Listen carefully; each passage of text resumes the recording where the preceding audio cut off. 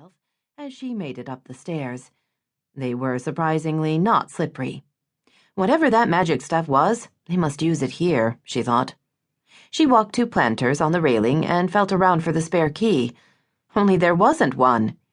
She checked all the Planters, sure that was where Felicia had told her to look. Nothing. Unsure what to do next, she walked to the front door and heard a soft, snuffling sound. "Hey, Webster," she called. The puppy yipped excitedly. Noelle reached for the door handle and found it turned easily. She pushed it open. Two things happened at once.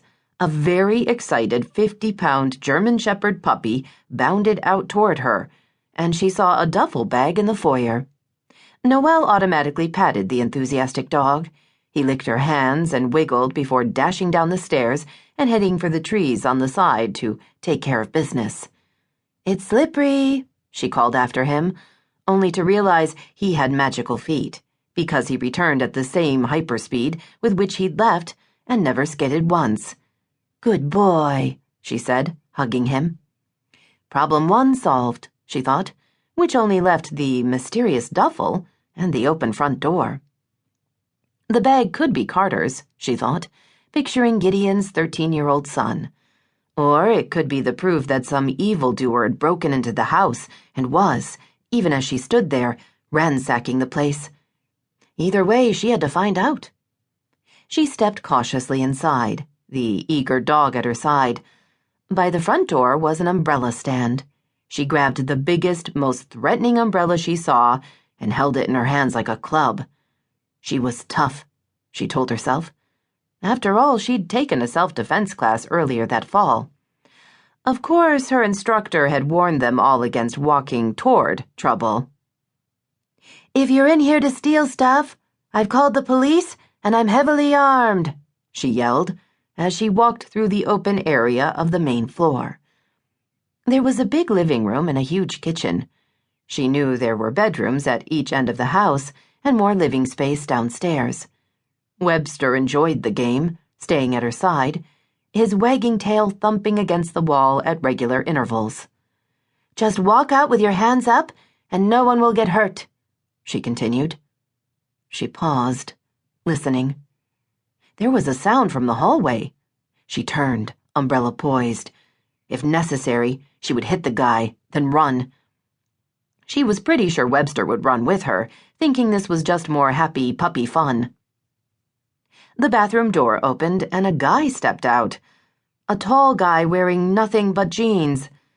He had a towel in one hand and was using it to rub his just-washed hair. In fact, staring at the tall, well-muscled man, Noelle would guess he'd just washed the rest of himself, too. She paused in the middle of the hallway as several thoughts moved through her brain. First, few burglars bothered to shower while on the job. She didn't have actual working knowledge of that as fact, but was willing to assume it was true.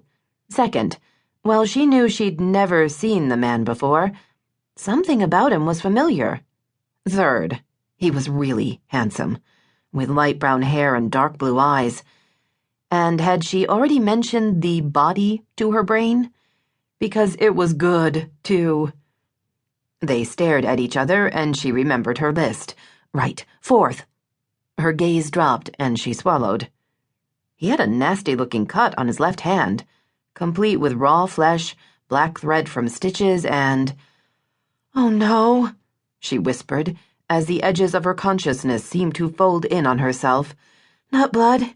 Anything but blood."